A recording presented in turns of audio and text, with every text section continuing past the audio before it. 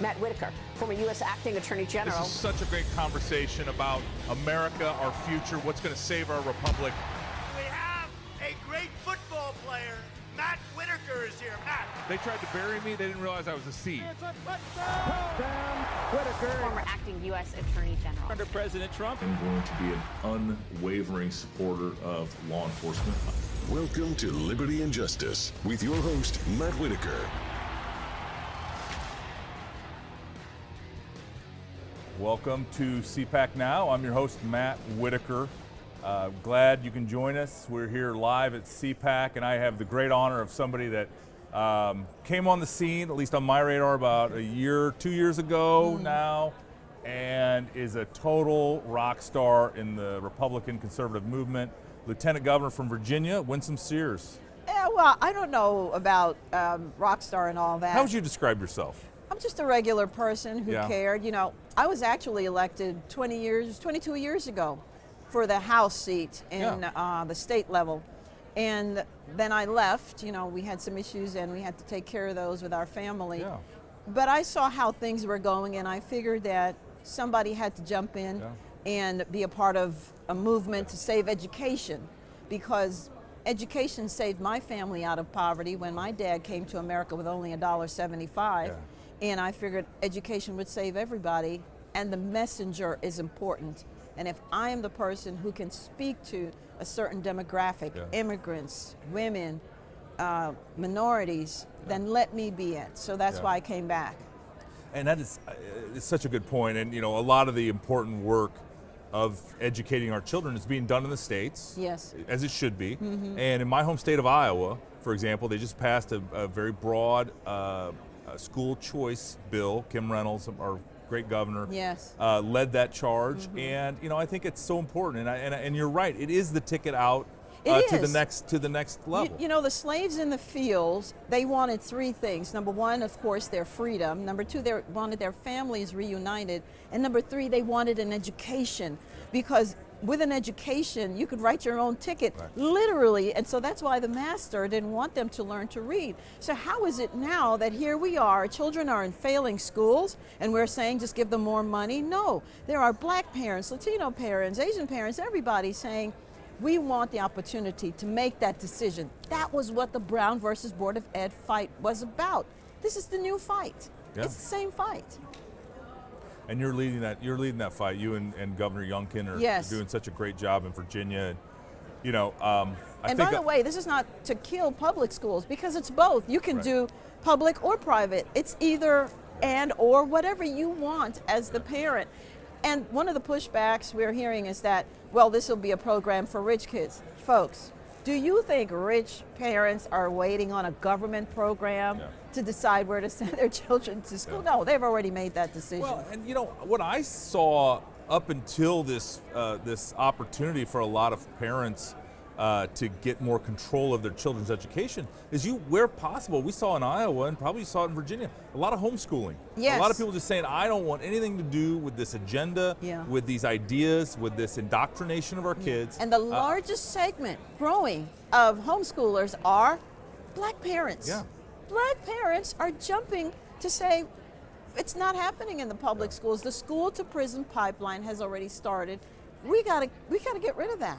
So, you know, it's coming. It's just a matter of time. Well, there's so many things we could talk about. You know, I'm a big advocate for, where appropriate, criminal justice reform. I think we need to use data-driven solutions. You know, when I was at the Department of Justice for over 7.5 years, both as a U.S. Attorney in Des Moines, Iowa, and then ultimately Acting Attorney General, what I knew is that there were for sure two ways to reduce recidivism. It was drug treatment, in-house drug treatment, what's called the RDAP in the federal system, and skills and training and education, and giving people, you know, even apprenticeships and opportunities within the prison industries to get a skill. And I think, you know, we should do that before we send people to prison, though. I mean, we could work on drug treatment and education and vocational training without having to send them to prison first. In Virginia's prisons, you know, we have opportunities where we can stop the recidivism rate so that they can go home and be the mommies and daddies that their children need them to be, and contributors to society. So we have education courses, 6 different types in some of our prisons, and in fact, we've heard of cases where the prisoner has asked the judge for more time so that they can be sent to educational prisons so that they will leave with a skill. We're talking about carpentry, welding, AutoCAD, you name it. This shouldn't have to happen because people are doing some of these awful things, crime. Why? Because they don't have the skill. They don't have the good education. They left school because they felt there was nothing there for them. Yeah. They didn't see a future in it. So if we can try to stop that, and I did prison ministry, men's prison ministry for 2 years, so nobody can say, well, she hates the poor and she hates, and no, this is not about that. This is about, again, education. We'll just change all boats, lift all boats. Yeah, so as I've walked around the conference today, and I've just met so many of our fellow patriots, from all over the country. And in fact, I just had somebody come up to me and tell me they live across the street from my parents. Oh. In my hometown of Ankeny, Iowa. Yeah, no, it's very small. I was like, well, are they being calm and not like ruining the neighborhood? But my parents have lived there since the 70s. But anyway, one of the issues is immigration and what's happening on our southern border, and I think tell that to the president because he doesn't see anything. Yeah, wrong. how are the Biden border policies affecting places like Virginia? Well, fentanyl is a problem. In Virginia, if you look at a graph, the traditional graph, there are 3 types of a natural death, the 3 highest types of a natural death. Number 1, motor vehicle accidents. This is the line. Yeah. Number 2, guns. You know what? This is the line. Number 3, drugs, fentanyl. This is the line. Fentanyl is killing more of us than drugs and guns combined. Nobody's talking about that. And it's coming from the southern border.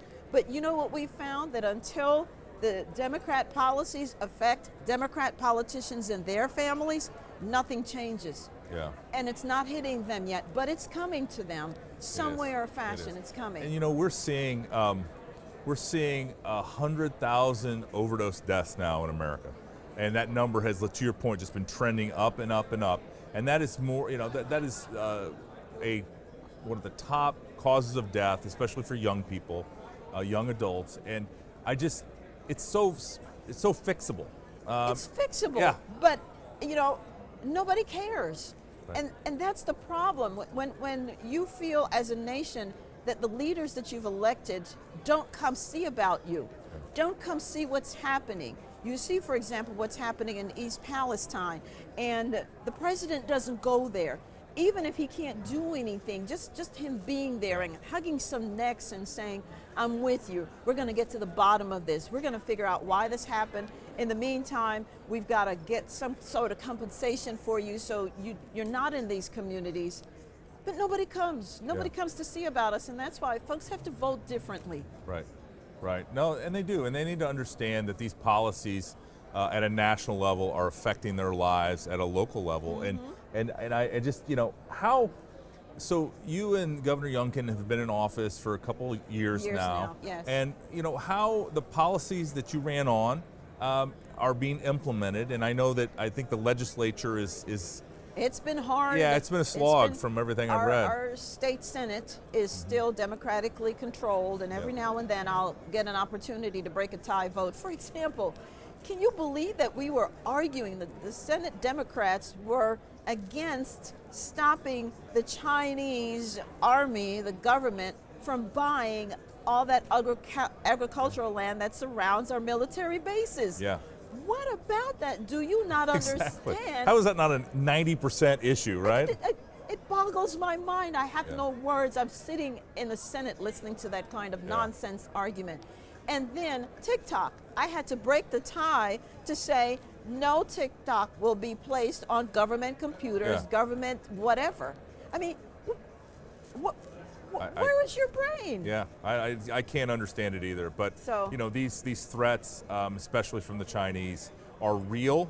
Yes. And if we don't get a hold of these issues, it's a national security issue. Yeah, no, I totally agree. Well, Lieutenant Governor Winsome-Sears, thank you so much for joining us on CPAC Now. It's been a pleasure to meet you and get to know you. Yeah. And I wish nothing but the best of luck for you. And, Thank you. You know, someday in the future, if you're thinking of national aspirations, you're always welcome to come to Well, Iowa. you know I can't be president, so you know one person who's not running for president. Well, you can always come to Iowa, though. Well, thank you so much. Thank you very much. All right. Thank you. Thank you for joining us on CPAC Now. I'm Matt Whitaker. Tune in next time.